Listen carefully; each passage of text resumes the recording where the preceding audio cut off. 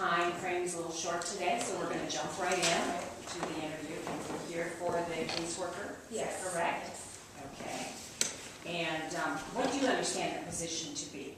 I understand that it is working with refugees and helping them, enculturate into the community, helping them either like find jobs or either just like helping them get involved with the community and to be more comfortable.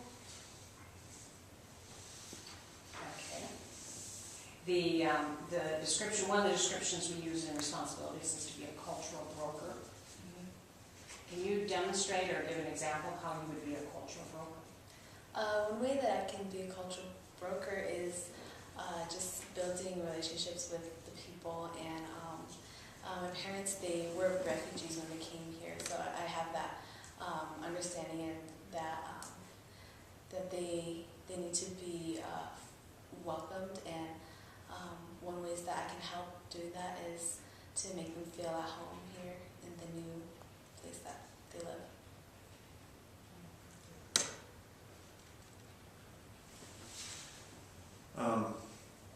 We usually have folks that need a whole variety of things, and to do that, to interface with the government and to help them in all those aspects, we're looking for people that have a certain number of skills.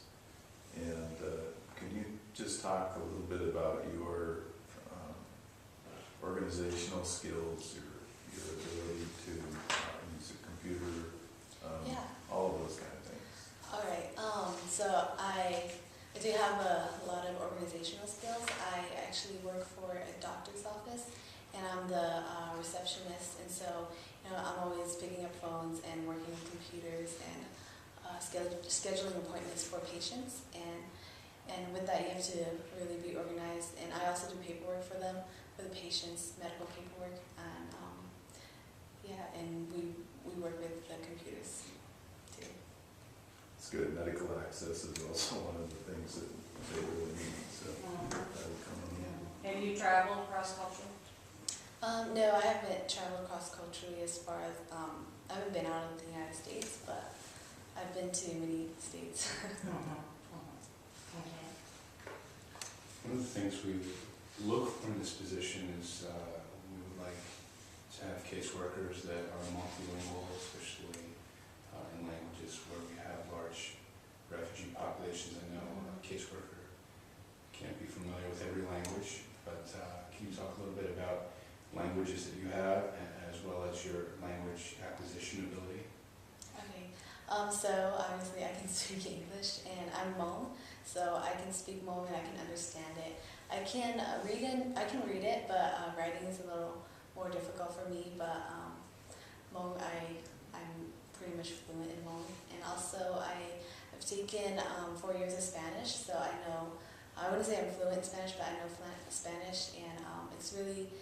I had a lot of Mexican friends while growing up, and they just, kind of helped me practice, and that was one way that I was able to learn Spanish quickly, was to just build relationships with Hispanic people and just, conversational Spanish with them. And so that's one way that I like to help my language acquisition.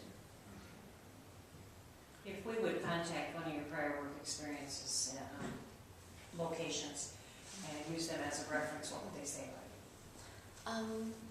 The most recent one that I work at right now, Dr. Zantz, he would say that I'm hardworking, and I usually stay longer than the time requested, just to finish up some paperwork, and he would say that I'm trusting. I heard him say that once. I didn't really know what he meant, but I think I really trust people's words, and I hold them to their words, and that is one thing, like a couple things about me. One of the things we're looking for as a Christian organization is someone who works well with the church and also has a call in their life to do this kind of work. And I wonder if you could talk a little bit about you and the church and God's call in your life. Well, I grew up in the church. My dad is actually, he was the youth director for the Moxie Alliance. So I've always been, around the church, and God has always been, working in my life. I actually didn't really, hear God's call until I was a senior in high school, and that's what made me decide to go to NIAC and get my education in intercultural studies. And I decided that's what I wanted to do. That's how I want to serve God, is just to reach to people cross-culturally and work people not with my own race, but with different kinds of people, and just to help them and to spread God's love to them, to let them know that even though their situation might seem hopeless, like there is hope in Jesus. And I feel like that's the greatest call that anyone can have in their lives, is just to live for God and to show His love to people. April, can you share with us a weakness that you have professionally? A weakness that I have? Sometimes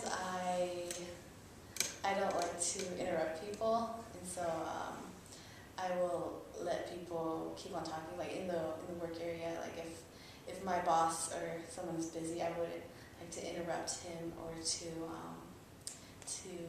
take some minute of his time, just if I had a question, or if there was like a minor problem. It's hard for me to just say, hey, can I ask you a question? Yeah, that's one weakness that I would have. Do you have a question for us? Yes. Do you guys, as an organization, what values do you guys hold, and how does that play out in the workers and the work environment that they're in? Like, what values do you have, and how are we able to live those values? We do have our mission, our vision, and value statements printed. I have them here, but we can give you a brochure as you leave that gives you those values. We do operate closely under those values, as they're very important to us. They're not just words on a page, but they're really what we live out in our organization. So we would also expect our employees to live out those same values. Thank you for asking that. I guess we're done. Well, for me, thank you very much. So, April, it was nice to meet you. Nice to meet Thank you. you. Thank you. Thanks, Dave.